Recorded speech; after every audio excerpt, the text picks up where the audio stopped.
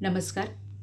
सौ वृंदा टिळक यांची सहवेदनेला जागवायला हवे ही काव्यरचना मी आपल्यासमोर सादर करीत आहे. सहवेदनेला जागवायला हवे. ज्याला लिहिता येते त्या प्रत्येकाने लिहायलाच हवे. ज्याला लिहिता येते त्या प्रत्येकानेच लिहायलाच हवे.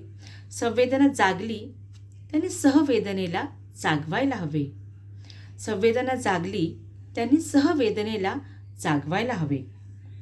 पायापुरते माझे वर्तुळ असे मानणे सोडायला हवे.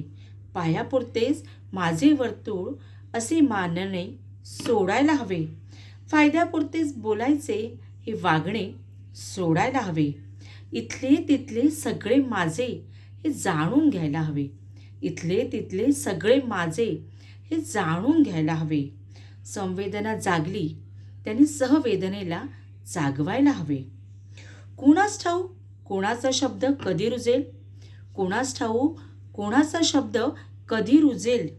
कुणास ठाऊक कोणता शब्द कुठे फळेल. कुणास ठाऊक कोणता शब्द कुठे फळेल. शब्दांच्या शक्तीला आजमावून पाहायला हवे. संवेदना जागली त्यांनी सहवेदनेला जागवायला हवे. झोपलेल्यांना जागे करायला लिहायला हवे. झोपलेल्यांना जागे करायला लिहायला हवे आणि जागलेल्यांना उन्नत करायला लिहायला हवे. अन्यायाला वाचा फोडायला लिहायलाच हवे. संवेदना जागली त्याने सहवेदनेला जागवायला हवे. शब्दामध्ये उमटणाऱ्या मंत्राला आव्हान करायला हवे. शब्दामध्ये उमटणाऱ्या मंत्राला आव्हान करायला हवे. शब्दांनी उजळणाऱ्या ऊर्जेला वळण लावायला हवे. शब्दांनी उजळणाऱ्या ऊर्जेला वळण लावायला हवे. लोखंडाचे सोने करणारे परीस शोधायला हवे.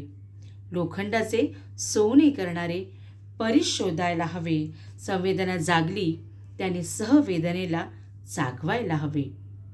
सत्यासाठी न्यायासाठी लिहायला हवे. सत्यासाठी न्यायासाठी लिहायला हवे. माणुसकीच्या जागरासाठी लिहायला हवे. माणुसकीच्या जागरासाठी लिहायला हवे.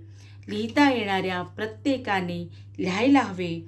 जागलेल्या संवेदनेने सहवेदनेला जागवायला हवे. जागलेल्या संवेदनेने सहवेदनेला जागवायला हवे. सहवेदनेला जागवायला हवे. धन्यवाद.